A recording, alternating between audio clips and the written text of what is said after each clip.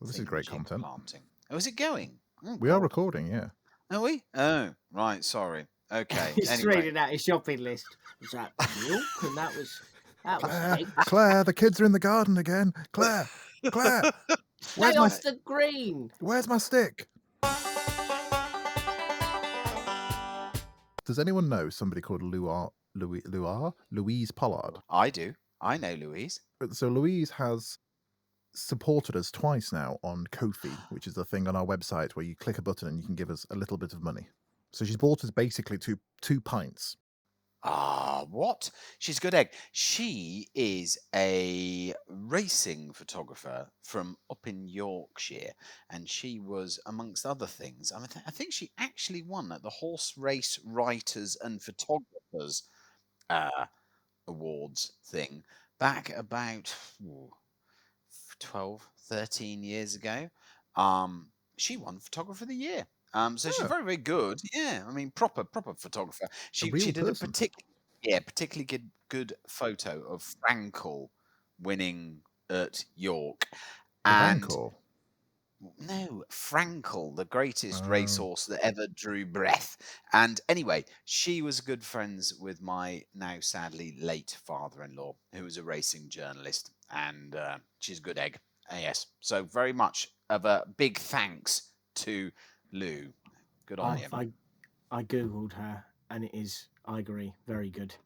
Yes, particularly the studio style horses with dramatic backlighting, all low key lighting. It's always an amazing shot. I love it. Have you done that thing that all photographers do when they look up another photographer they've not heard of and they go, "Oh yeah, they're quite good actually. They're really good." Oh no. No, I don't really get that, because everyone does a different. Like, I do my thing, and now I'm so long in the tooth with this. I'm just, I'm doing my thing. It's exactly my thing. I mean, if you come for my thing, I'll kill you. But no one else is doing my thing, so it's all right. I'll take your knees out. How would someone tread on your lawn then if they were coming on? What would they do? What would be a thing? Say, you're clearly plagiarizing me, as baby can't do tea because he's dead. Richard Prideaux is just seconds away from saying putting shit in front of the lens, and also the other secret. Here you go, I'll reveal all. You just put stuff in front of the lens. Yep.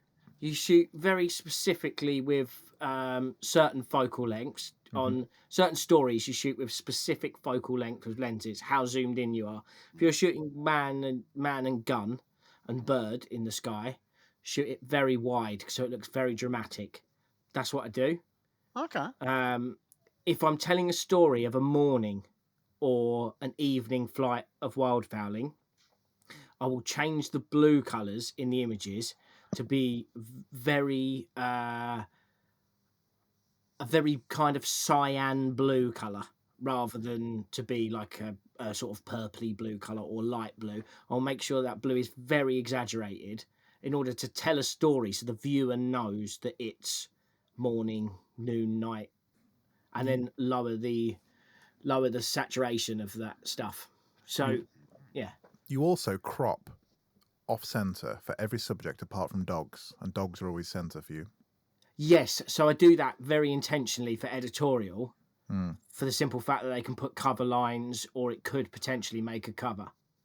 So I make sure that the framing is never in the middle, because the middle doesn't then leave them space to put because you've got to have the barcode and the coming up in this issue, and for some reason this magazine is £17.25 down on the side somewhere. Yeah, but you can get a subscription offer and a Hick Micro beanie, and that would be £1.60 delivered to your door for 2.5 years. But then you can never leave, because you can never find out how on earth do I cancel this subscription. And you actually have to ring a phone which is made out of Bakelite, and there's some old lady on there who makes the tea, and she goes, "Hello," and you go, "Yes, I'd like to cancel my subscription to X magazine." You go, "Oh, you want to do what, dear?" And you go, "What?" And they've got every single modern technological thing other than the "I want to cancel my subscription" phone, which looks like something out of Churchill's bunker. Yeah, I know them all. Stuck in a storeroom with a note next to it saying "Beware of the leopard." But I Exactly. think you should all support magazines because it's a great source of knowledge and Yeah, unless I championing. don't write for them anymore. I mean, once I stop writing for them, then no what the point's subscribing to them, really. I mean, let's be Well, perfectly honest. or if you're just poor like I am.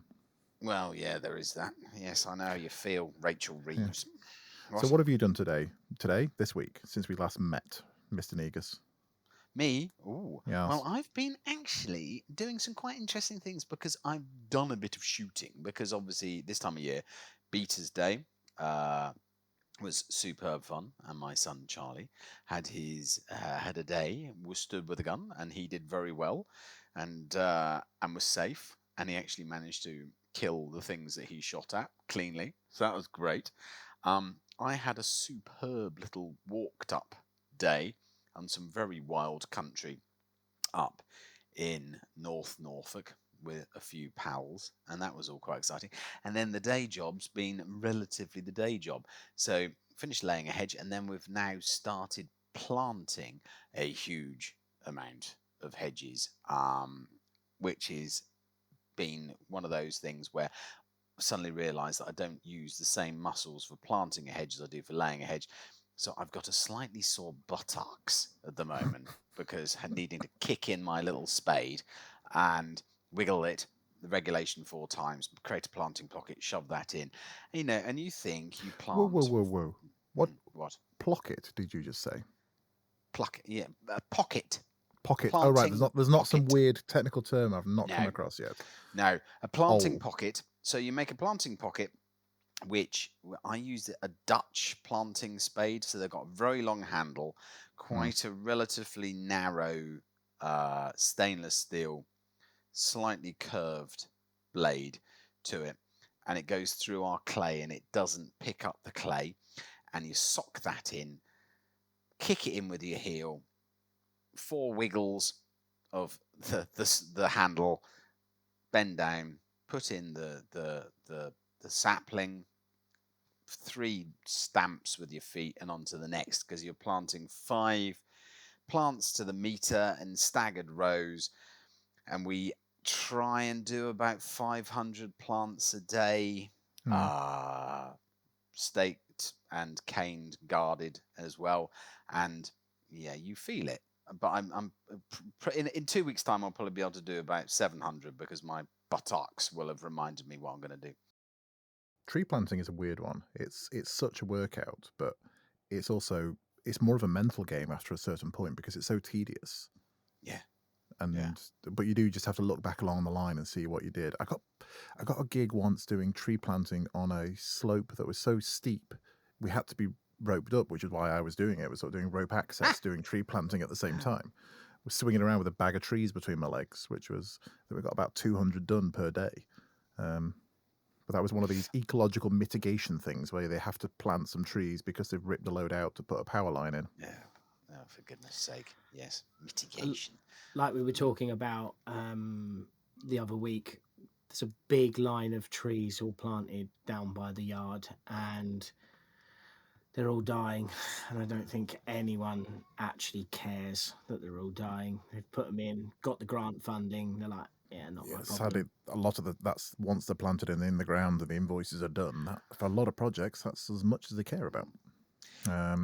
Well, as Harry was saying when he came on, he's saying that apparently that's now being turned over. But I had to go and write mission statements and risk assessments and all sorts of stuff for a job with a very, very, very large landowner in the UK to go and do tree and hedge planting with them. And one of the things that I absolutely emphasized was the fact that we want to go and do proper stuff. I want to see this thing that I've made my buttocks sore in planting actually become a hedge and or a tree. So yeah, I don't really want to go and mess around with that. Anyway, listen, enough about hedges, which you never thought you'd hear me say. Richard, what have you been doing this week? I'm not entirely sure what day it is because I've been so flat out doing a million different things. Somebody described me the other day as a rural Del boy because I don't seem to have a sort of a defined job, but I just keep wheeling and dealing and getting from one thing to the next. I've just even today I've had one of those days where I've got 10 minutes to do this thing, and then I've got to go straight out and do this thing, which will only take an hour, and now it's taking me 2 hours, and now I'm back late, and now I've got to go and do this, and I've got to meet this other person. And that's been a great conversation that's led to 5 other things, but I still haven't done the other thing. And it's just, I like this time of year where everyone's suddenly getting back into the swing of things after Christmas, and there's loads of stuff happening, but also now I'm thinking, I've got no bloody time to do anything. So one of my highlights of today was going over to see my mate Hugh over at Pentrevellin Farm on the other side of the valley. Now, Hugh is our main source of milk, cheese, and beef, all from the same animal a lot of the time. I think we've heard about Hugh before, haven't we? He's Is he now- the raw milk guy? He punch a cow. This is going to ruin his advertising segment because he's just started doing his own yogurt as well. Now he's making his own yogurt. So you go to this little fridge in an old horse box, an old Thelwell style single horse pony horse box in the yard, and go in there, and in the fridge there he's got his milk and he's got his yogurt, and now he's doing pots of whey as well. So in fact, I've recorded a little segment from him now which will play in the actual episode that says why he's doing the yogurt. So for the first time in about 3 years, I've actually got a bit of milk left over that I'm not selling. So I've experimented with making yogurt because I can do it without buying extra equipment, and trying to get more people to come and buy directly from the farm, really. So the more products we can have in the fridge, the better, really. And that's what it said. So that's what I've been doing, running around, doing lots of different things. I've become a director of this community interest company, which is all about connecting people to the land and training opportunities and basically doing things that are good for people and good for conservation and good for the land, using traditional management techniques and doing things properly. So I'll be talking about that in future episodes, but mainly that's what I'm doing this week. So how about you, Callum? That sounds like very busy work. Not much income, but lots of busy, yeah. But very fulfilling. Is that not? Yeah, but invoices are really fulfilling too. Oh, and I wrote an article that's just come out in the British Deer Society magazine about good social media practices, and a load of people have messaged me saying how good that is. Can you give me just a little tiny taster of what good social media practice for deer stalkers looks like and what bad looks like? It was consider the wider audience, not just your mates that you're following, and consider that you are. Remember when you were at school and that it was, remember you're an ambassador for the entire school when they sent you off on the field trip around somewhere, which was don't set fire to wheelie bins and don't knock over old ladies. Don't smoke. Effectively. Bad example for me, but carry on. For that, you're doing the same sort of thing for deer management. If all you do is post photos of rifles, photos of deer being butchered, and try and sort of emulate what you see in there's the Discover search section on Instagram, which shows you the top performing deer hunting posts in America or something like that, which are all grip and grins, guns, and carcasses. If you instead post things about the reasons that deer need to be controlled, how you're doing it, how you're choosing those animals, and link it to food and conservation, you're going to do more to help the image of British deer management than just posting stuff for your own little circle of social media engagement. Because if Americans like your stuff on Instagram, it doesn't help British deer management. You need to get the public and farmers and people like that on side. That is a very, very good point. And I think preaching to the choir is one of the biggest issues that a lot of the shooterist type people who dominate social media have got to really stop doing. Because let's be perfectly frank, most of the stuff that we see from the influencers on who are shooting people, it's bloody terrible, because all they're doing is, it's a bit like the sort of they're bragging, they're preaching to the choir. Look at me, I've done this, shot this, look at the size of it. Oh, it's crap, it really is. Anyway, I'm afraid it's something that it annoys me, because I'm the only person who uses social media in the countryside properly, and no one else does. That's it. No, there we go. It's just you, only you. Just me, only me. Trooper Snooks. It's it. Yes, that's it. How about Callum? Callum, what have you done with your week? How have you influenced the countryside for the better? what have I? I'm going to go in reverse order because I've got some good fun. I've been busy. Been a busy boy. I'm very tired today, which is not great. You look tired. You look like you need a kip. Yeah, I've been up very early. I was working today in Milton Keynes. Ugh. Yeah, and that is the response that you get. But the fun thing about Milton Keynes is it has all the same like design cues about it as the town where I grew up of Harlow. It's like a version 2 of Harlow Newtown. So it's quite nice in a kind of, oh my god, this is Milton Keynes, but also looking at it from the outside, it's quite a nice place. They've managed to make, like, if you look at London is chaos. It's unapologetically chaotic, and there's tiny little pockets of wildlife and stuff. But Milton Keynes have managed to make, they made it like a grid system, and they've managed to make little pockets of like rural areas and green spaces in what is essentially like an offshoot of London, and it's quite nice driving around there, and it feels a bit like Harlow. Harlow was the first towns, the new town after the war. There was Stevenage was first. Sir Frederick Gibbard designed all these little tiny villages to be all centered around one main town centre. Hang on, bloody hell! This is actually good content. I'm gonna pay Yeah, I know. attention. I like this sort of stuff. I was very close, only because I think they were going to give it to me for free because they needed them. I nearly became a landscape architect after leaving college. So that was what I considered doing, and then I was like, do I belong in education? Not really. I'm a maverick, so it didn't happen. But yeah, it's quite interesting, and Stevenage is pretty interesting as well. Not necessarily in a good way, but it is an interesting place. How they managed to put green spaces in amongst, and they make it like an actual village. So they've got small villages all centered around a main town center. It's quite a nice way to build a sense of community, but also scale it up to like ridiculous levels. Callum took me on a tour of Harlow because I was slightly dismissive, because obviously I live in a house that was built in 1655, and you know that where I live everything is old and wood framed and wattle and daub and stuff like that. And it's quite interesting is that if you go to someone like in Suffolk, like Lavenham or Long Melford, where this was how they built this new village when there was some prosperity around during the wool towns era in Suffolk, and it's been stuck in aspic because then Suffolk became poor for such a long while and no one could knock these places down.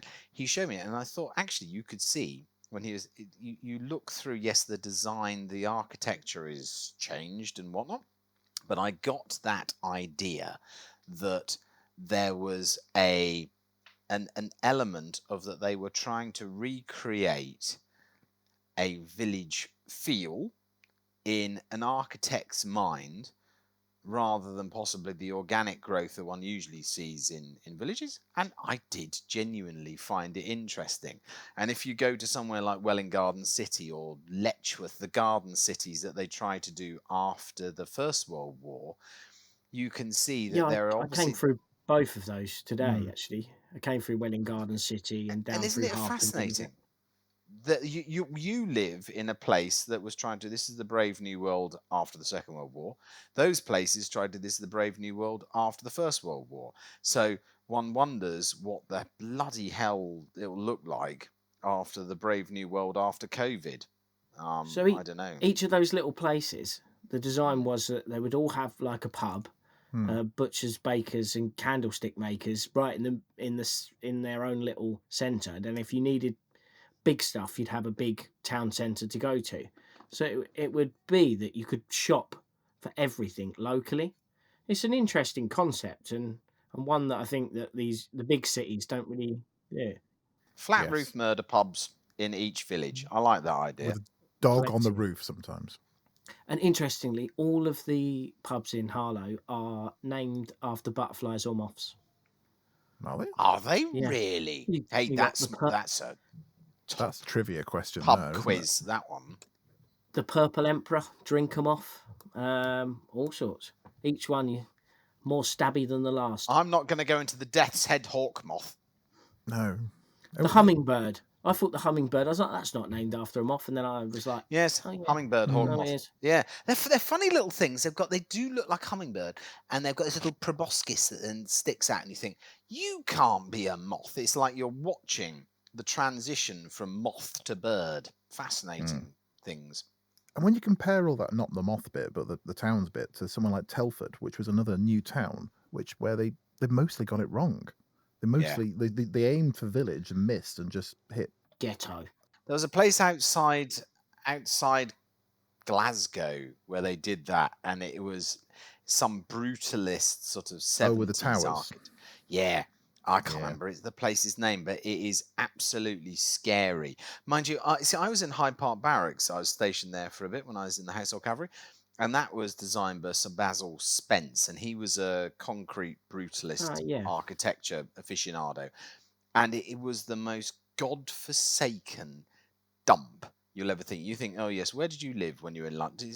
I had a chap the other day who makes films about cookery, and he said, have you ever lived in London? And I said, yeah. I said briefly I was in the army. He said, whereabouts? I went, Knightsbridge. And he went, oh my lord, that's rather posh. It's not real London. No, quite. And I said, yeah. I said, but it was at Hyde Park Barracks. And he said, oh, that's really grand. And it's not. It's just riddled with concrete cancer. If as a cavalry barracks, it gave horses diseases because they all got COPD because there was no air ventilation. All the blokes sort of got hideous colds and flus all the time because everything sweated bizarrely because it was just concrete. When I left Knightsbridge to go off to Sandhurst and other parts, I'd never felt so delighted to leave anywhere in my life. Is that the one where the horses are on the first floor? Where if you look, there's a terrace. Yeah, they got 2-story stables. I mean, it's just ridiculous. Freaks out tourists. Yeah, I know. The Blues and Roars are up above us, and the horses suddenly look over, and there's someone sort of trying to find. And straight opposite, Knightsbridge 1, which is one of the most expensive apartment blocks in the UK, and yeah, so I mean, it must be quite weird that you look out from this thing you've just paid £14 million for a sort of 4th-story apartment block, and you look over, and firstly you see a horse of the Blues and Royals looking back at you, and then some bare-chested bloke covered in tattoos who's grooming it, who then realises being looked at and probably flashes his knob at them. Yeah, great, well done. That was £14 million well spent, wasn't it? Right, never mind about anything else. What's this bit of gossip that you teased for us? I've got a couple of points before the gossip. Okay, fine. Did a bit of shooting. Went for a walk around with. I didn't do any shooting. I was going to say, were you handling a firearm during this outing? No, camera only. But technically, that is still shooting. But not. He shot my gun once. My big thing, my Zabala, so we could have a go with it. Go boom, and we put some big cartridges in. Yeah, and I think your business partner, Goldie, was the first person to let me wield a firearm in the form of that strange, fully silenced Russian-looking thing. Yes, exactly. Shooting rooks. Yeah. Oh, push power thing. Yeah, it's a not much older thing than a hush power. It's a Baikal silenced 410. Oh yes, I've seen these. Yes, with it's a mod that's bigger than the gun. Yeah, it's hideous thing. Hideous, but pretty cool as well at the same time. Oh yeah, especially when it's wielded by him. Like when you play a game and you find a loot box and you're not really sure what the weapon is. That was kind of like how that is. I've alienated 90 something% of the audience with that one. Yes, loot box. I say game. Well, I was going to say chess. Is this something to do with chess? I don't know. No, they're like game on the line games. Oh, on the line games. Okay. Speak to Charlie. Charlie will tell you. Is that like an Atari? I had one of those when I was younger. Didn't know how it worked. Is that when you listen to like Games Master at the end and record it and put it on the cassette so you can play the game? Correct. Oh, yeah. Yeah, it's brilliant. Brilliant. I mean, it didn't ever work, of course, because it then got it's halfway through a C90 thing, and then it went, playback error, and you'd lost 3 hours of your life, which is why I thought computer games are really stupid. The final piece was I did a black powder day with Ed Coles, which unfortunately there was no flintlocks there because flintlocks have a tendency. What was the technical word? Not hydroponic, something. Basically, the gunpowder just takes on water. Hygroscopic. Hydroscopic, that's the one. Yeah, that gunpowder takes on water and isn't very good for that sort of thing. So they were percussion caps. Is that right? I think that's yes. right. They have sort of various different. They have these tube caps, and they have nipple caps and all sorts of things. Nipple caps. Yeah, I had to write an article about it. I'm not going to get this past the blimmin' sub-editor half the terminology that they use with black powder stuff. Yeah, there was some quite intense wordage there. Yeah. Do you want to know my gossip? Yeah, I do want to know the gossip because it's been nearly a week and you've been teasing us about this thing. Ah, well, Ed Coles, the gamekeeper. Very good gamekeeper. Fan of the podcast. Is he? Excellent. His wife's also a fan of the podcast. Oh dear. And his wife's friend is also a fan of the podcast. So we're clearly infectious in Cambridge, which isn't the first time for me. Yeah. So he told me, so this is the gossip. His wife turned to him the other day and said these words: I think I quite fancy Richard Negus and his voice. Oh, the poor woman. Just so you know, it was I quite fancy Richard Negus and his voice. So it wasn't the voice straight away. But she said that afterwards. Do you know what? Bex, if you're listening, I'm sorry I outed you. But Bex, do you know, I've always thought that I love that name. It's one of those names that sort of conjures up in me the image of Kristen Scott Thomas. She's giggling now. She's giggling. She's giggling, yeah. When Kristen Scott Thomas turns around and says to Hugh Grant, "It's you, Charlie," and I went, "Charlie, you idiot." This is in 4 Days in a Funeral. "Charlie, you idiot. Obviously marry her. It's Kristen Scott Thomas, you fool, and she loves you." And every man in the whole world is doing that. That's what I think Bex is probably like. The problem is all these stuff comes across a bit like you used to get in the back of newspapers and things. You used to get like serialized, really poor erotic dramas. Almost a bit like they were just like a little paragraph at a time, and it was not quite Reader's Wives, and then they evolved into a little 4-panel strip with photos and things. I mean, can you imagine what that would sound like, Amy? The morning was crisp, the kind of cold that made pheasants sound mildly annoyed. Eleanor adjusted her impractically decorative coat and trudged towards the hedgerow, clutching a flask like it was a lifeline. She wasn't sure what had brought her here. Curiosity, boredom, or the overwhelming allure of a man who looked like he could wrestle a badger and win. Richard, the hedgelayer, stood amidst the tangled branches like a rogue knight of the Suffolk undergrowth. His shirt was unbuttoned, just enough to suggest he understood the assignment.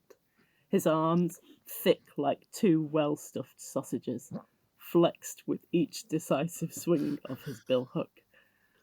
"Morning, Mrs. Graves," Richard drawled, the gravel of his voice coated in something dangerously smooth. His smile was the kind that suggested he either had a plan or had just remembered where he left his lunch. "I brought you soup," Eleanor blurted, thrusting the flask towards him with the grace of a startled goose.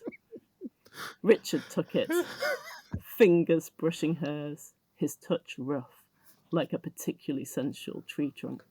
This is Soup. pure filth.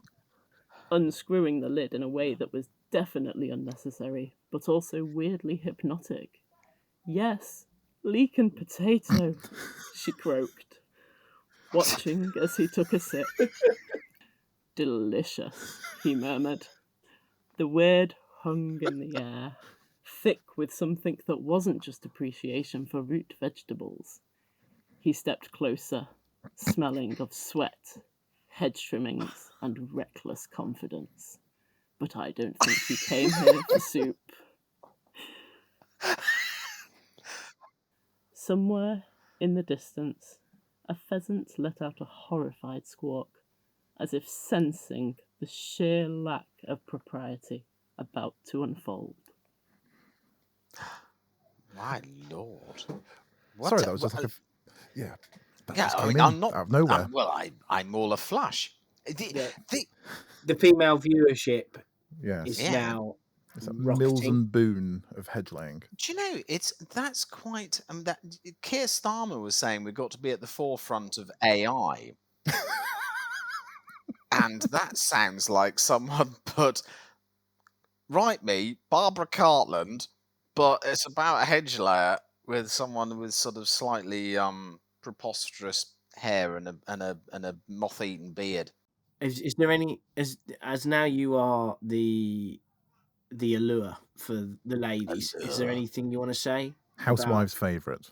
about being the housewife's favourite? I suppose. Well, I'm just delighted to be that man. I mean, it's who knew all that stuff that I've been talking about in hedges for so long has finally borne fruit. And it's not just yellow hammers; it's now all the birds. Oh, there's a bit of 1970s throwback there. Oh yes. Well, Who wrote that, Amy?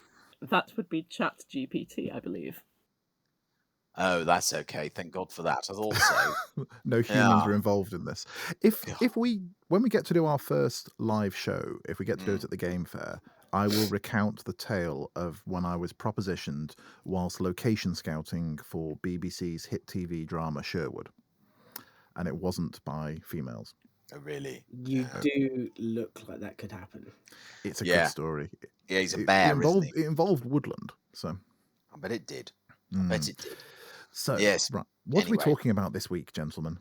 What are we talking about? I don't know. There were some show notes, and now you've just sort of tried to make me out into be some sort of the Robert Redford with a billhook in his hat. So, now we're talking about conservation, funnily enough. Hooray! Thank God for that. Yes. So we're talking about the things that people do which are inadvertently causing harm to wildlife, to habitats, that are the opposite of doing conservation. It's doing a damage. And this sort of came up naturally in our little WhatsApp chat that we used to try and wrestle the show into some kind of order.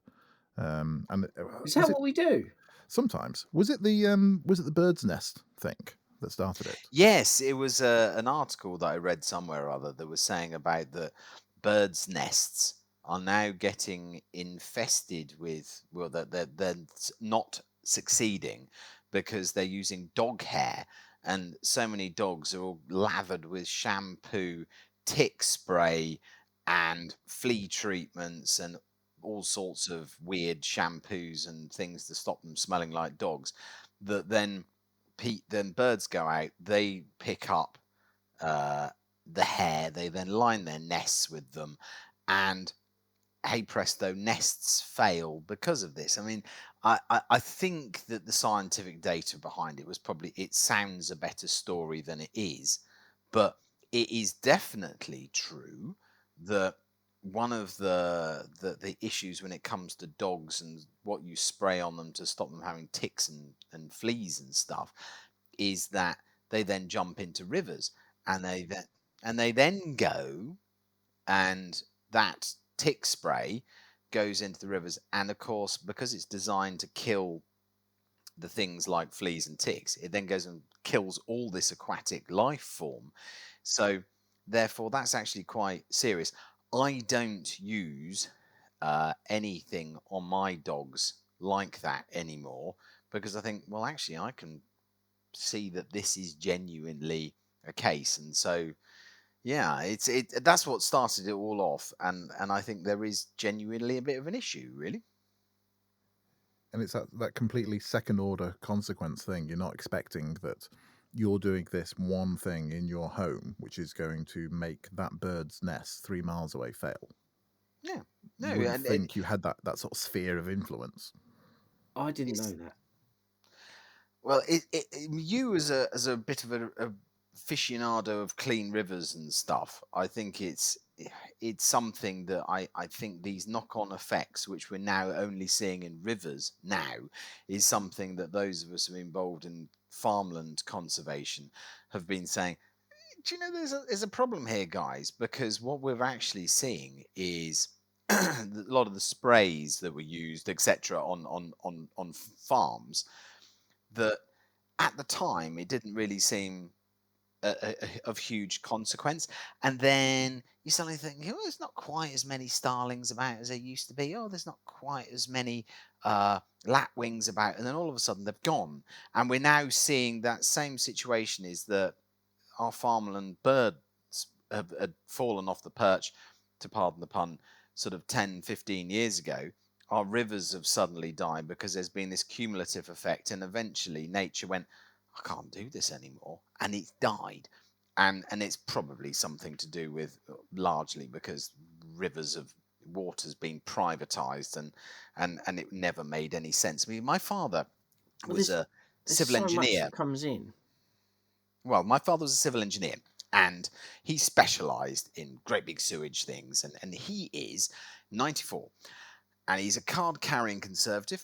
Him and my mother met at Young Conservatives. He is conservative. In fact, he's probably more conservative than if you had a mating between Margaret Thatcher and Nigel Lawson. The offspring would be less conservative than my father. Yet Was he wondering said, who was going to partner Margaret Thatcher then. oh, I think Nigel Lawson. You see, Norman Tebbit would be the obvious go-to, but I think Nigel Lawson is actually probably even more conservative than Norman Tebbit. But I'd say more of a he, kind and generous lover. yeah, probably so. I mean, look, he produced Nigella. Anyway, my father said that the worst thing that ever happened in all the privatization, all the Tory policies, anything, poll tax, he said it was a brilliant idea. He said it was just badly put out. Every single thing he said, other than privatizing water, was the most stupid thing on every single level, and I think we are now reaping that benefit, but or the woes of it. But you've got this situation now where you've got all these bloody people who went and got cockapoos and other ridiculous dogs all during lockdown, and they're all smothering and stuff because they go, oh, I don't really like the way that dogs smell. I just thought dogs look cute and I can Instagram them. And they cover them in all these various tick sprays, and they'll go and then take them for a little paddle because people have tried to diversify, and they go, it's a good idea. I'm going to go and use a bit of my river there, and you can go and swim your dog if you pay me 15 quid to go and exercise it there for an hour. And then that's washing down and is killing everything that lives in the river. Well done. Yes, that's good farm diversification, You know, isn't it? I didn't even think of that. Didn't even know that was a thing. This is why this episode is inadvertently damaging nature. Yeah. Well, it's that thing. It's like you don't.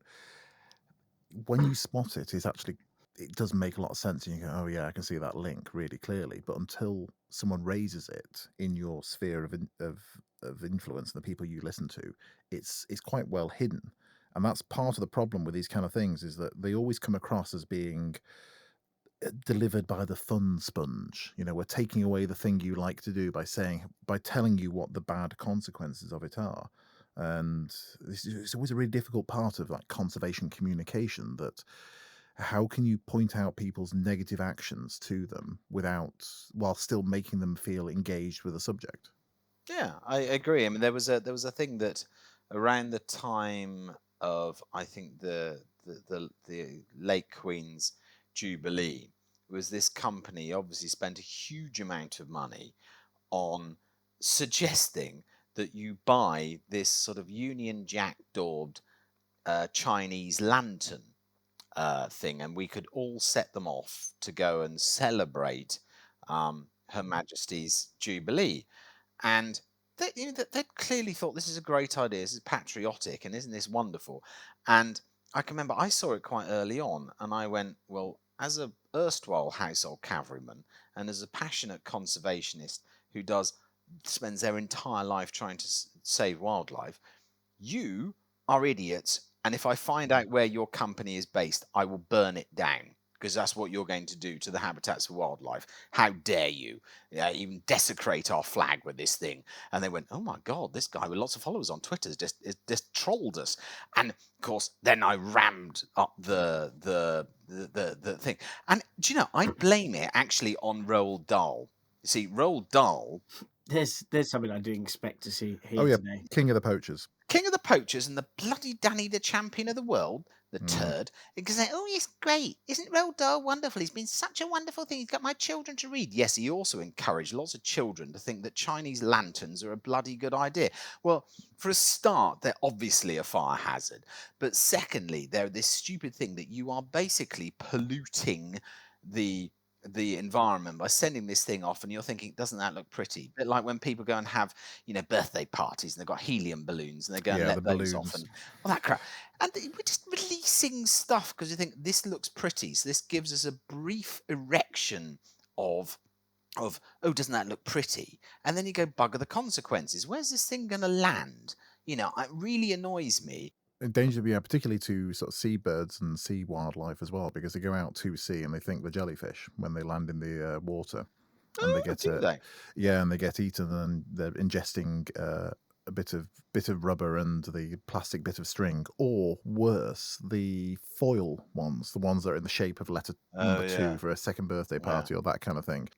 There's one in one of the woodlands we look after at the moment. It's right at the top of the tree, and every time I go down there, it annoys the piss out of me because it's just winking at me in blue reflective foil, like the chaff generator on the side of a fighter aircraft. It's there absorbing radar signal and absorbing my annoyance, but it's escaped from the hand of a child somewhere. But all those things do land somewhere. But then littering doesn't seem to be a thing that people feel guilty about anymore, as long as they don't doing it in front of other people. Every lane that we drive along seems to have litter on it of some type. And when you're getting closer to a McDonald's or a KFC or something, because the number of McDonald's wrappers increases. But the weird thing is that litter is only really of annoyance to humans. It's not actually that much of a problem for wildlife until you get to things like balloons in water, which become ingested by sea mammals and fish and other things. So people tend to focus on litter as being the major problem, but litter on its own isn't really that much of a problem unless you can count things like microplastics and granules of rubber from tires and roadside and road salt washing into watercourses and stuff like that, which people never think of. I see a bird make a nest out of plastic forks once. That's pretty cool. That's resourceful. Oh, I've seen plenty of birds using the little fibres from the cut off bits of fertilizer. Baler twine and Yeah. Oh yeah. But I mean, I laid a hedge last season for some lovely customers of ours, the squirrels who farm out near sort of Wattisham, out that way. When you say the customers of yours are squirrels, do you mean that is their surname, or you've actually been paid by squirrels? Their name is the He's actually- squirrels. That's Right. what a person that was paid by squirrels would say. No, I did actually use that line in my book, Words from the Hedge, which is published on May the 1st. It's got a saying book out? is that, yeah, I don't know. I don't like to talk about it. What's it called? Words from the Hedge. And when's it published out? by Unbound. It's on May the 1st. Yes. And who's it published by? Unbound. Yeah. And what's it about? What's it about? Hedges and my Okay. words from. Yeah. Anyway, so I laid these hedges for this family's whose surname is Squirrel, right? And we've done quite a lot of work for them, and we'd laid one of them for the parish council, which separated their land from where the village playground was. And Goldie and I were going, this ditch is funny. It feels like you're walking on sort of a cushion underneath here. And we kicked all the leaf matter out the way and discovered that this entire ditch was filled with nappies, disposable nappies, that obviously some mother or mothers had taken their children, or possibly fathers, I suppose, had taken their children regularly when they were in the sort of pooing in nappy stage to every day down to go and play on the swings and slides and whatnot. And obviously they'd have been shaken up by the swings and slides, and then they'd filled their nappies, and then they'd thrown them into this ditch along which this hedge we were laying was running. And it's those little micro, and I'm going to call it microaggressions, is that they don't care. They think that there is no worry, no concern about this, that it doesn't affect me, it's not really a big problem. And that then actually stretches out further in the fact that if you're It's prepared to just throw scummy. yes, it's scummy, but I It's think just it's like, scummy. There's not really any excuse for it. It's just but it's the if you don't disregard care. for Yeah, that's it. The disregard for the wildlife, for the nature. town you live in, for everything, for the other humans around you. It's just real scummy behaviour. I've heard it described as it's a bit like the broken windows issue, that when you see other people doing it, it becomes permissive. For every act, there's a certain sort of number of people you can see doing it, or a level of evidence you can see. And the moment you see that evidence that's there for you, it's fine for you to do. So if you see a pile of nappies, that's the place you put nappies. So you've seen this with dog poo bags. If you start putting dog poo bags in one place on a popular dog walk, everyone else will put the dog poo bag there because they'll suddenly think this is some council scheme and this is where you put them. Yeah. Yeah, It's and oh well, that'll be all right. I know it's a big pile of rubbish, but here's a bizarre thing. Today, I put 500 pieces of single-use plastic into the countryside today intentionally, and that was because I planted 500 hedge whips, which tick in the box. That's made Ed Miliband happy because I'm doing his carbon thing. What's a hedge whip? Okay, so hedge whips are a sapling. So at the moment they're called bare root. So they're dug up. I put these plastic guards on a hedge whip. So young hedges that I'm planting, you plant 5 to the meter, and I planted 500 a day. So you can do the math, as the Americans say, for how many meters I did today. And it's backbreaking work. My buttocks ache, as I think I've already said, which will please Bex. But more to the point is I had to guard them against muntjac with tree guards. Now, there are biodegradable options available, but they're not very good. They're not very good at all. They don't work. They're too expensive. The options aren't very good. I can take them off again in 3 to 4 years' time and recycle them, but there's a pain in the backside. But we have to do it because society expects that our hedges that we plant, because society is paid through their taxes for me to go and plant these things, but also because we're not prepared to go and get on top of the deer issue of the overabundance of muntjac that we've got here and eradicate the wretched things. We have to guard them because it's the only way that you're going to ever see a new hedge come about. So sometimes society is lazy and scummy, as Callum said, and they're throwing nappies into ditches or McDonald's wrappers, or they're setting off stupid sky lanterns or silvery balloons and stuff filled with helium. But I'm having to do it because society or government hasn't actually thought about what are we going to do about making sure that if we want to plant all these hedges, we want to have all this stuff going in so it all looks nice and cuddly and wonderful, and we've got much more leafier and greener country. They haven't thought about the fact that, oh, perhaps we ought to first of all think about getting a biodegradable alternative to a hedge root, which is affordable, hedge guard. And also the fact that we're importing every single cane that I put in, so 500 canes, came on the slow boat from China with bamboo. Now I said, well, bamboo's a renewable thing, but it came all the way from China. The bags they're written on has got Chinese writing all over it. So being green, just because you think, oh, well, I'm wonderful, I'll just plant a load of hedges. Well, actually, I'm not. I'll put single-use plastic into the environment, and I'm using bamboo canes that have come from 3/4 of the way around the world. You get some projects that specify that you need to have the UV degradable hedge guards, which are completely useless and pointless because they just break down to shards of plastic that don't go anywhere. So they become spaniels stabbing things rather than and they don't, and then they go in the grass and then they don't get UV on them anymore and they just litter there and you can't pick them up because there's too many bits. And also, of course, we've got the other thing is that women, you see, and with the Pope on this, is the contraceptive pill.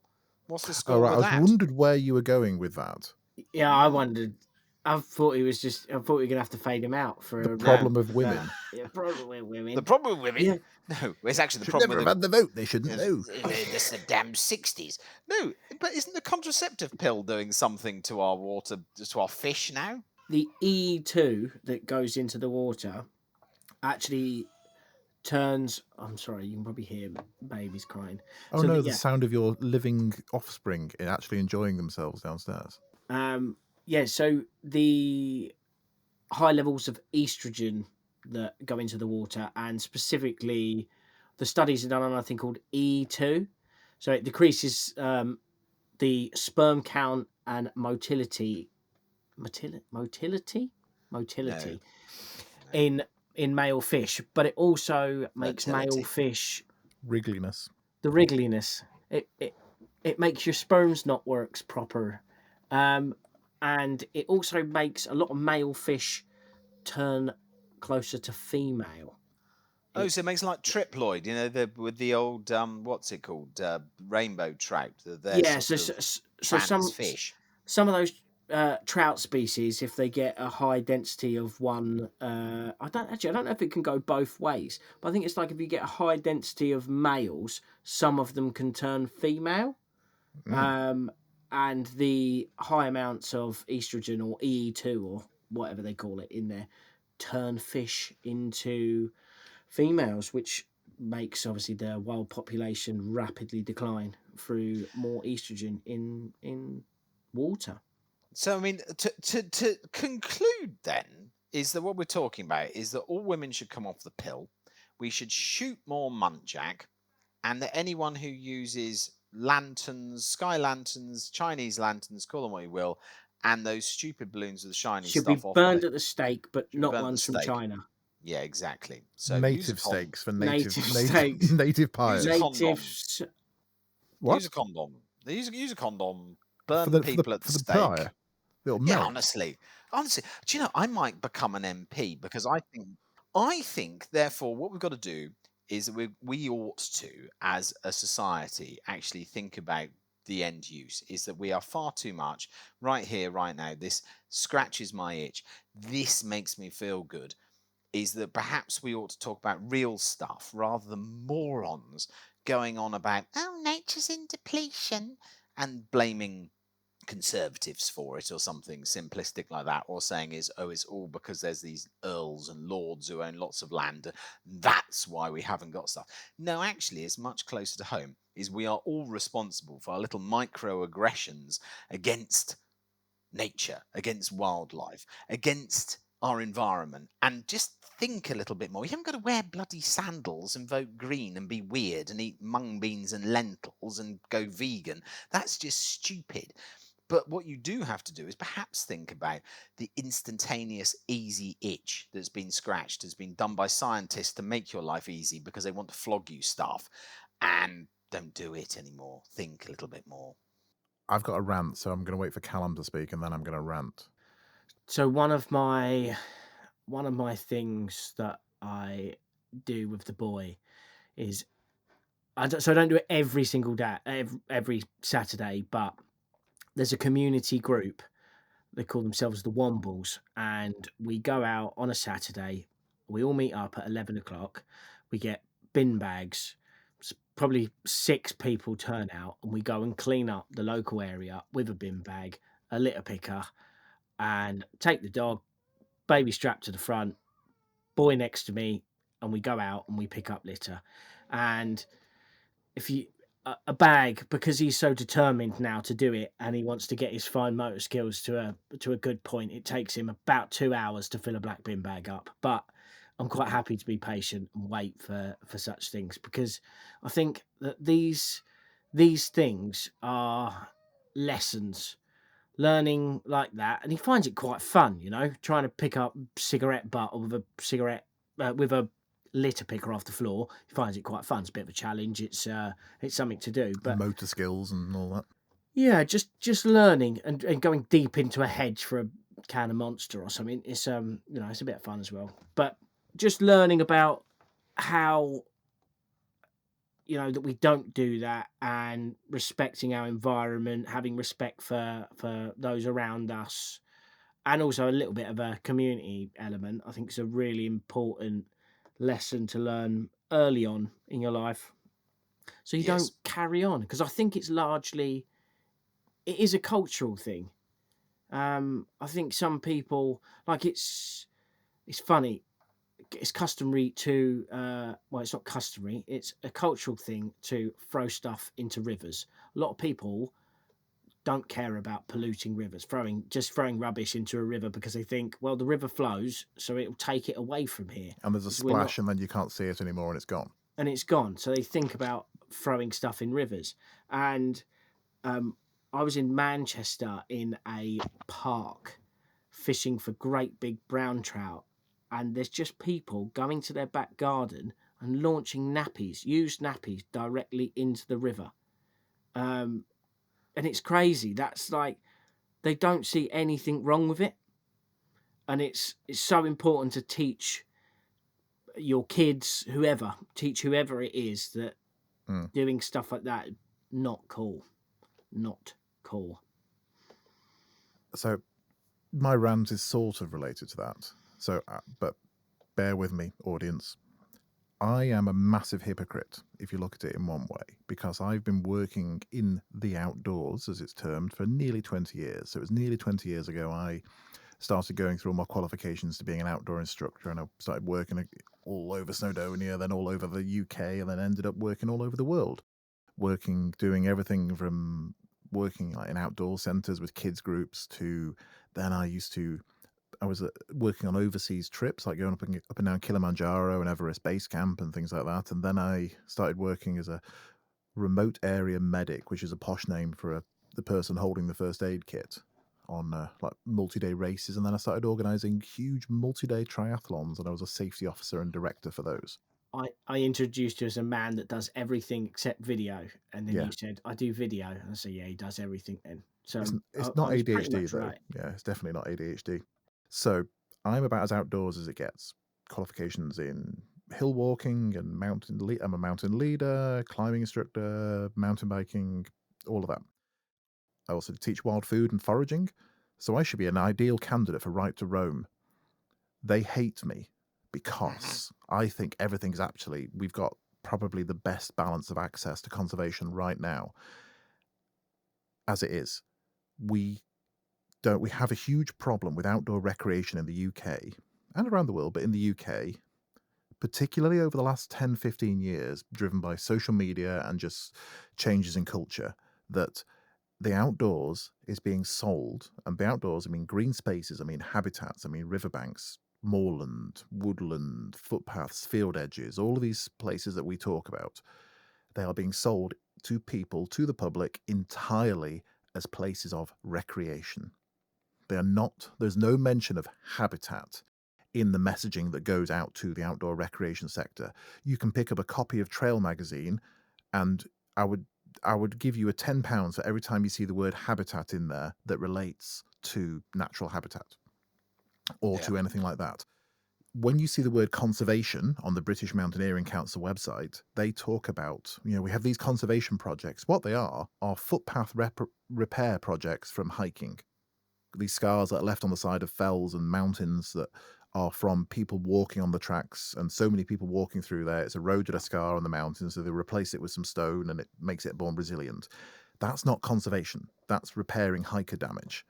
And this is the huge disconnect between outdoor recreation that's not related to a habitat, as in fishing, farming, field sports, stuff like that, the stuff that we tend to talk about.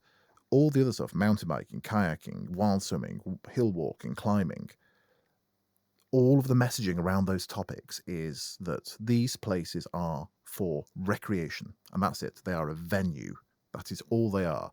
You see virtually nothing about the negative impacts of those things in those places. And when you start talking to the organisations that represent people, like the British Mountaineering Council or Mountain Training or British Canoe Union or Mountain Biking UK and all these other places, about the effects of people, they go, yeah, well, aren't farmers awful? It's like, well, that's got sod all to do with this argument.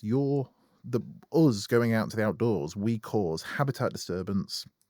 We make habitats unviable through disturbing it far too often by letting dogs off leads and run through the undergrowth. I mean, your one dog might not have a huge impact, but when it's the 50th dog that Saturday, then it's going to mean that ground nesting birds can't get established, small mammals can't get established there, or they're just living in terror the whole time. Footpath damage is more than scars on the landscape. It's compression of soil, it's disruption of habitats, really fragile habitats when you think about mosses and bogs and stuff like that. And just selling the outdoors as a venue, which even organizations like the Ordnance Survey, the people who make the bloody maps, they have these huge schemes where they just say, get outside, just go outside. It's great for your mental health. Go outside. Well, go outside and do what? Urinate on a war memorial? Desecrate a badger? Which of these get outside activities is meant to be positive? Oh, Is it God, just yes. buying mapping services from the bloody Ordnance Survey? No. So that is Wow. That's a worthy rant, because I tell you, Thank one you. of Calm the down. worst. You okay, hon? I didn't swear. That was the biggest effort was not using the language I wanted to use. One of the worst things that I hear, and that's what's her face, the woman who was a Green MP for Brighton and then stopped being one. She came Caroline? when Caroline's Lucas, that's it, Yeah. rhymes with Oh, mucus. She came out with this nonsense when she was trying to push this, that we should have right to roam in England. She came out with all this gubbins, and this sort of, she thought, I've got a really catchy thing, is that people need nature, right? Now, I thought, no, you're looking at this the completely wrong way around. Do nature need people? Now, I'll be honest, nature does need me. It actually needs me, because if you're going to be a farmer, your job is to grow food. My job is to try and make sure that there's some natural habitat in the farmed environment. So therefore, if you like, nature doesn't actually need the farmer. But what nature does need is people like me who plant hedges, plant trees, plant new woods, make sure that the woods grow. Oh, look, there's a hedge that now needs managing so we can make it more biodiverse. It needs me. But does it actually need the rest of society? Well, they say, well, unless people care about nature, unless they actually engage with it, then they won't care about it, which is a very good argument. But until they have shown themselves suitably qualified and equipped to worry about nature, then I don't think that nature does need humans. And I think that one of the greatest tragedies, if what I read in The Guardian is that the GCSE for natural history is being binned by this ridiculous government who masquerade as supposedly leading us at the moment, that they're casting it aside because it's a Tory idea, then that's really sad, because at the end of the day, we have to educate people that we need more Xavier's, Callum's sons. But it shouldn't be Callum's just his job to do it. Society's job should be to educate young people that it is not acceptable to throw shitty nappies in a ditch.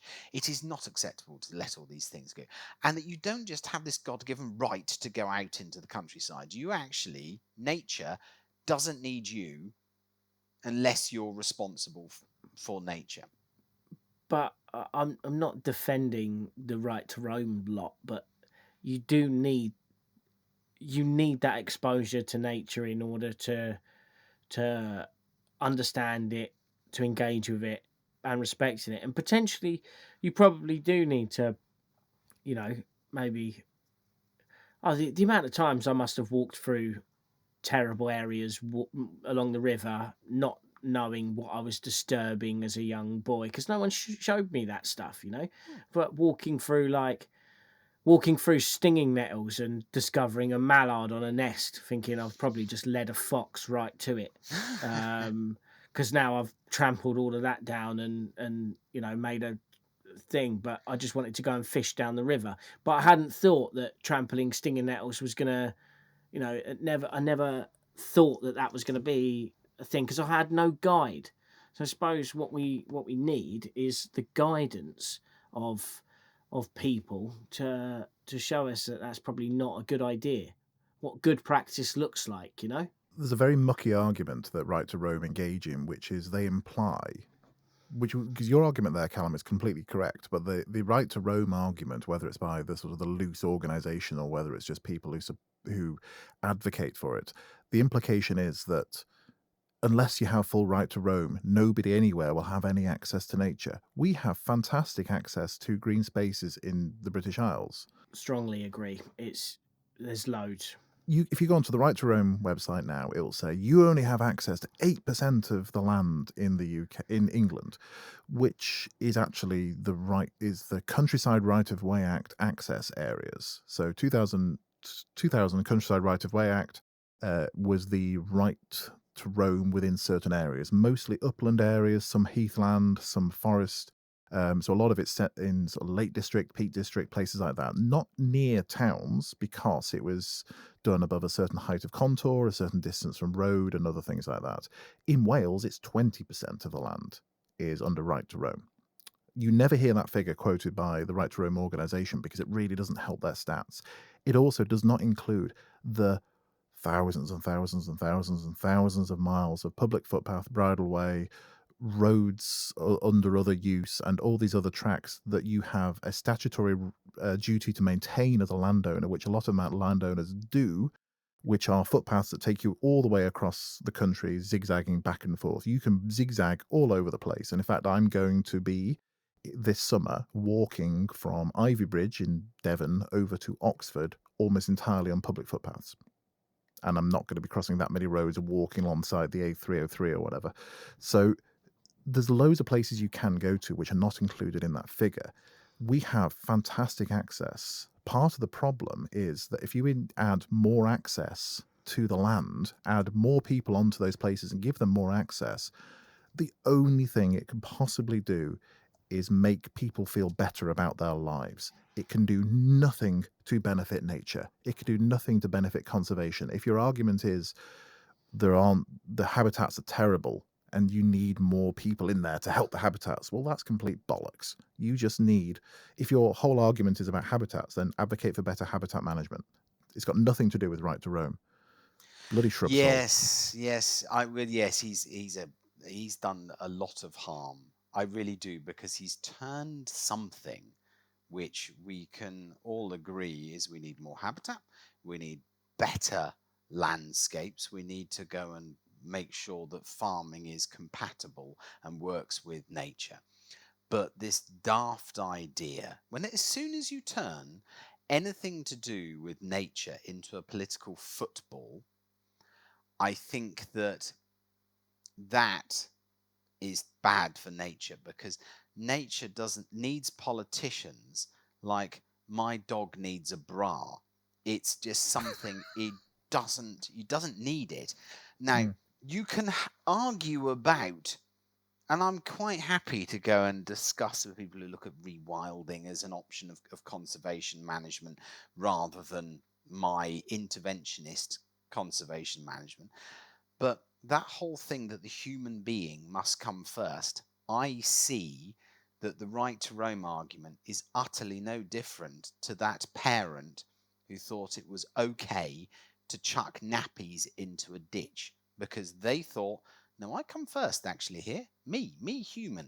I'm much more important than that vole or that yellowhammer or anything else that uses that hedge. And I mean, that right to roam thing, I'm actually with Richard here, and I don't have OCD, autism, and what's CND that he's got.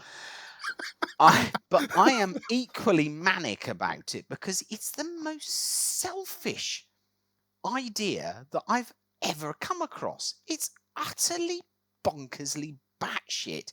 If you claim to love wildlife, you claim to love nature, how can you think that imposing more human beings on spaces that nature needs can possibly be a good thing? Because we are the wrong uns here. It's not our fault. We've just evolved into this thing. But selfish git.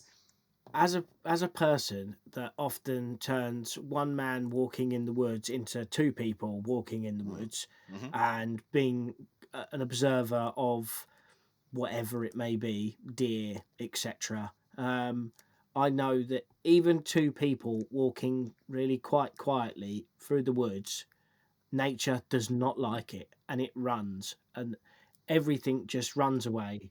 Uh, so to have people boldly knocking around in woodland and you know kids running around, it's not doing any good for nature. They're just going to run around, and if you've got multiple people in different ends of a wood, there's not going to be. They're just going to all go to ground. All the nature is not going to be loving their life in the wood. You can't have people. You can have people existing in nature, but they need to exist in their little spaces where they can exist in nature and engage with it. And then there also needs to be little areas where you don't go in, you don't disturb them, and you let nature do its thing. How does that work with sort of rivers and things like that, where you've often got a kind of a moving habitat where it's not fixed? The wildlife doesn't stay in one place. You just simply get really, so the most wildlife rich areas in, which is going to be a big contradiction because this is the bits I like fishing the most, are the back streams and little back eddies off of the main river. The main river is usually almost always devoid of life. There's barely anything in the main river. You got people knocking about in boats. You got a footpath down there.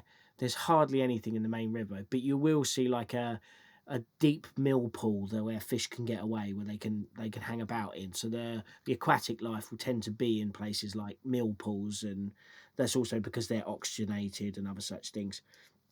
Or you'll find areas where fish can get cover, so it'll be trees overgrown, so they're not disturbed by things from above. Because fish don't know if you're friend or foe. They don't know if you're a predator. They don't know if you're going to dive them and eat them from above. They've got no idea. So they need to be hidden. They need to be sat behind a rock in some flow, or they need to be underneath, under the undercut bank where the current is. Fish will always seek shelter and to hide. They don't want to be out in the open. Very rare do you see fish out in the open because they're just too at risk of predators.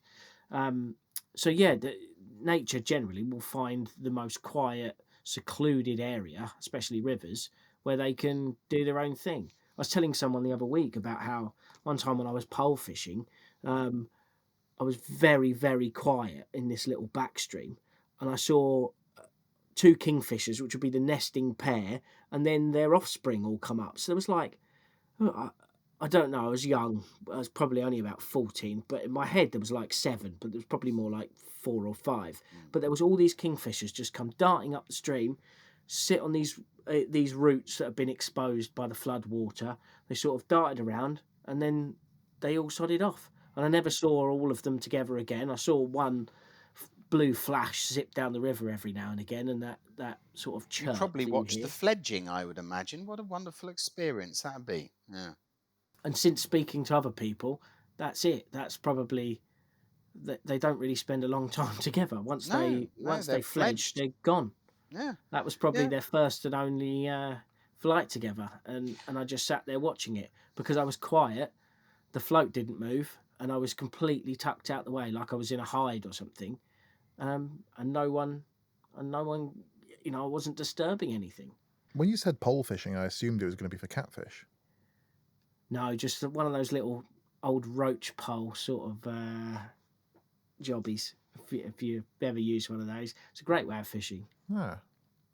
Elastic through the top, so when a little tiny roach takes it, the elastic takes the lunges and then you can just swing them into your hand, and it's a fun way of fishing. Very delicate and precise. You can catch quite small fish. I just mentioned to one of my friends. I mentioned the thing about polluting, about what's the official title of the episode? Inadvertently destroying nature. And the first thing he said was balloons and Chinese lanterns, which we've adequately covered. And then he said, "Oh, and fly tipping." And I said, "Well, that's not really inadvertent." No, And I that's said, scum. "Actually," and then he said, "I think it is." And I asked him to elaborate. This is James. Shout out to James. And he said, the amount of people that pay for what they assume is reputable people to take their rubbish away, Yes. and it ends up in a lay-by somewhere. And he's got a very good point. I think people have a very genuine feeling that the person they are employing is going to take it away and put it somewhere responsibly, pay the dump charge to put it somewhere, and they don't. They go and dump it in the countryside. So, I mean, really, if someone offers to take it for 50 quid, it might be worth paying 100 and getting someone you really know and can vet that can take your stuff away, because it could well end up in a lay-by.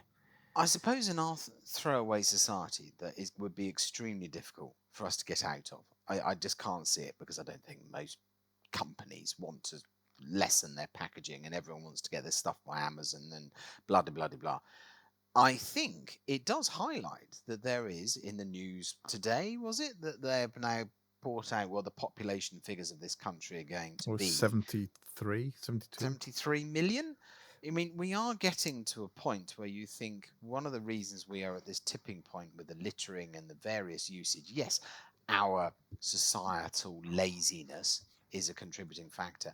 But when you've got such a large society, then it can only be bad. And I do feel we probably have got too many people in here, really. And unless we can train them. Well, you talk about population numbers as well. There's this story that comes up again and again, which is when I think it was like the Consortium of Retail Supermarkets or something. They did surveys a few years ago before COVID, and they sort of worked out the population might be closer to 90 million based on the amount of food they sell, which kind of ties up with some water companies looking at the amount of sewage they have to process. And for a town of a certain size, I think it started looking at Slough originally, and then it moved on to other places. And there are these disputed claims that the population could actually be quite a lot higher. It's just that we're not able to count properly. It's a weird one for us, because in our little valley in North Wales here, we tend to go sort of into Wales, further into Wales. We don't often go out into England. And we had to go to Chester for something last Sunday. And I went in there, I was like, bloody hell, there's a lot of people around. It's like, I got fatigue from people from just having to go to a Toby Carvery. You know, it was a stressful event for me. But Any time going to Toby Carvery is a stressful event. Isn't that going back to the 1970s anyways? I mean, that's quite exciting, isn't it? Well, there is a technique for the Toby Carvery. So they ask you what you want, so you'll specify what you want. So they'll carve you up. You know, say I'll just have the beef, and then once they've carved you your portion of beef, you just say, actually, I'll have a little bit of the others, because they ain't taking any off. No. So let them carve you the full portion of beef first, yeah, and then get your turkey and gammon.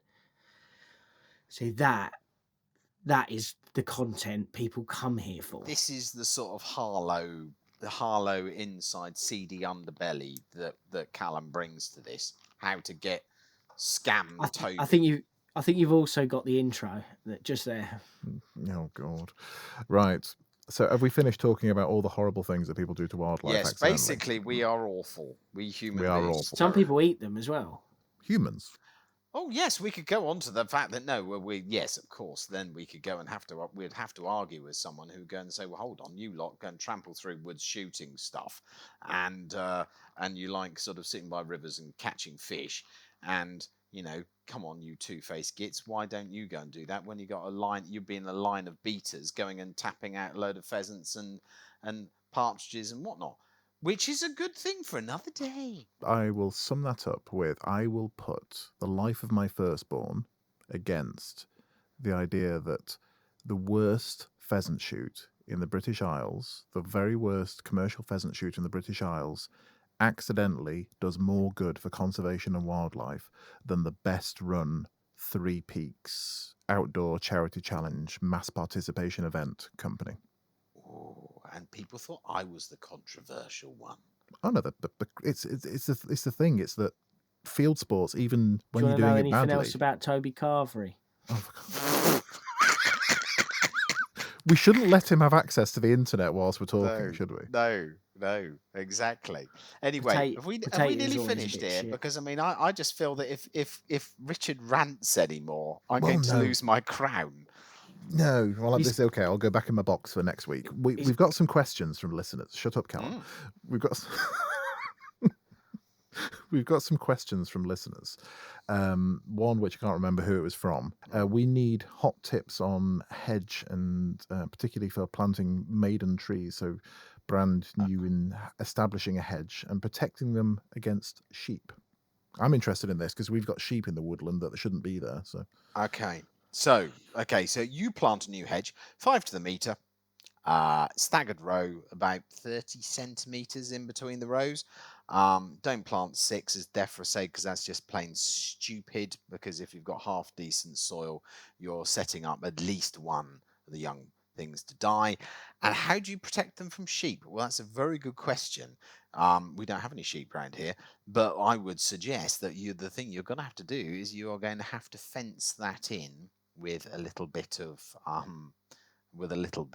fencing, because at the end of the day, we have it easy here. The only things we have to go and protect, the munching of the teeth of deer or of hares. We don't have that. So, I mean, actually, it's fairly straightforward. You just lay out a rope and you plant 5 to the meter and you heel them in and you make sure they're put in. But the most important thing, of course, is that you are going to either mulch them and keep them irrigated during their first couple of years of growth, and then they're done. Guard them against browsing, fence them from sheep. yeah, because sheep are worse than deer in some ways because you can sort of. I've seen people do dead to some degrees of success, like big dead hedge lines either side of tree planting in woodland, and particularly coppices to keep deer away from it. And the deers browse through it, and if they can't munch on something, they wander off. Because sheep are suicidal, they'll just keep pushing through anything they come across until they get to something. Yeah, and they're padded and armored, which doesn't help. Yes, I mean the long and the short of it is that yes, you can, if you can diminish hare and deer and hare browsing. Did I say beer and dare browsing? I don't know. Here and Breer, I think it was. Yeah, I'm drinking coffee. I must have a drink. But the thing I think that obviously with livestock you're going to have to keep it retained anyway, and once they're established, the sheep are actually beneficial to the hedge because they act like a little flail mower and they'll browse off that side. And it makes it tiller out, and that's all fine. But you just got to keep them that delicate stage of the first sort of 3 to 4 years of growth. So you need to fence them out with stock fencing or electric net, I guess. What other questions have we got? Well, I've got one actually from my mate, right? And this, I mean, it's quite funny. Now, he's one of my best pals. He really is. He works up north with grouse, right? And he says about hedge laying, he's asked me a question. He said, why do you make such a mess? And would it not look a lot better with a nice bit of pig netting with a couple of strands of barbed wire above? Thank you in anticipation, Wilf. Oh, some spaniel catchers. Have you not been called the hedge slayer on Mark? Hedge Slayer. He's done me that. Yeah, he's done that as well. He's a menace, is Wilf, and he doesn't need an answer to that question because he eventually, after me getting very cross with him on his lowland ground, he got a hedge layer in to go and lay some hedges, and he sent me some pictures. And he said, what do you think of this, Rich? And I was finally able, after him, every single time I ever put one of my hedges up on X, he just goes and puts this thing saying, what a king mess. And I was finally able to go and say, what a king mess, back to him, because it actually wasn't very good. But anyway, yes. So that was a stupid question from a friend of mine, Wilf, but I did say I would read it out on this podcast just to make him feel wanted, because he lives in a cottage in the middle of nowhere up on top of a moor. So, you know. I was just going to plough on and do show business, but I just want to point out, for no reason whatsoever, Callum has just changed his jumper during this for no reason, just to distract us, I think. Right, we've got show content to do. Right. An early notice that we are, well, 2/3 of us are going to be appearing at the British Shooting Show on the Friday. Only because I badgered them until they gave us some press passes. So thank you very much, Shooting Show, for giving some press passes. We are going to be recording some interviews there. that have got nothing to do with guns. We don't want to talk about guns at all, but we are going to talk about the sort of stuff that we normally talk about at the British Shooting Show. So Callum and I are going to be there and trying not to bring the podcast into further disrepute. Richard refuses to go because he's a bit like that. Amy's going to be going as well. Suffolk. I don't like leaving Suffolk. I mean, that's the long and the short of it. I have to be extracted. Nosebleed beyond Cambridge. Yeah, exactly. You know, it's all hilly after that, isn't it? I can't be doing that. Yeah, I'll be there. I'll be alive and in spirit and enjoying talking. Wear about your shit. hick micro cap this time, Callum. I'm also going to feature on the Guns on Pegs podcast in only. Who let you on? The lovely people at Guns on Pegs. I'm not sure how many people they've had that have never fired a gun at any kind of creature in their life. Well, you've fired a camera at lots of things that then subsequently got shot. So had been shot. So I would say probably during you'll being do that. shot, probably. Yes, mid shot. You're in this weird world of being possibly the most prolific attender of driven bird shoots in the UK who's never shot at any of the birds. Yeah, I think I'm in a very niche club. Yeah, you've got a unique take on this. Although they do say you get a pair of garters. Oh, you get a pair of shooting sock garters. I wore them the other day. They're bright pink. Right. Where are mine? I've been on there. I was on there in September, and they haven't had mine yet. Well, they don't look like the sort of chap who wears garters. Right. I want to say thank you to the huge uptake in listeners we've had as well, and all those new people who've started listening to the podcast, particularly since Christmas. And a lot of people are finding us, and all I can say is I'm sorry. I'd also like to thank all those women that have been tuning in. We're only going to make better content for you from now on. Well, this is the first time we let Amy speak as well. I know. I didn't know she could speak. Well, we aren't going to let her speak again if she goes and uses all that smutty, filthy language. It was like, sorry, what? The Jilly Cooper's arrived in the thing. Ooh, we want to hear Claire's response to this. Well, she's going to actually look. We've got one in March, haven't we? We've got we get the women episode. The women episode to celebrate National Women's Day. We've got we disappear. Well, actually, Richard doesn't, because my wife thinks that Richard's got a lovely voice, so therefore he gets to go and do all the talking, and Callum and I get the evening off, and off we go. It's because I'm the most effeminate of the three of us. I think that's why. Well, the this mustachioed woman called Richard. Well, I just look like Brene from LOLO, so therefore I've got this non-threatening air about me. Oh, Richard. I'm finding this quite difficult as you both now got admirers, and yet nobody wants, a barrow boy that sounds a little bit like Danny Dyer if you bought him off Temu. What's not sexy about me? Well, I find you quite sort of sexy in a sort of, attractive, acceptable. Well, I quite like you. I mean, I'm entertained by him. Yeah. I mean, if you saw me in a dark alley, you wouldn't run away because I don't look like a threat. If you were wearing that bungle outfit, you don't look speedy, do you? Wow, this is very personal. I'm going to fill out. Who's HR? Is Amy HR? Amy's HR. Yeah, but she's on mute, so I'm sorry, but you're amusing though, and as the old adage goes, if you can make them laugh, you can make them breakfast. Yeah. Laugh them into bed. Yeah, which actually usually happens when I get them there. They start laughing. So it's a sort of this arse about face way that I do that. Anyway, listen, have we finished talking about people who we don't like and human? Yes, I think we're going to try and scum. Bring this one back into harbour. So thank you all for listening. If you go to our show notes, there's all sorts of links about what we all do. There's a Patreon thing, so you can sign up and support us, or you can just give us a one-off payment like Louise did. It's all on there. It's on the website. So there's all the little links. It will cost you not very much. It will cost you less than a coffee. So just go and give us some money, because we're only going to use it to do things like live events and recordings in places and try and offset the costs of that. If you like the podcast, I judge you. But if you do like the podcast and you think other people might like it, then please share it. Share it with other people that in your circle, in your group, even if it's just to say, can you listen to what these three idiots are talking about this week?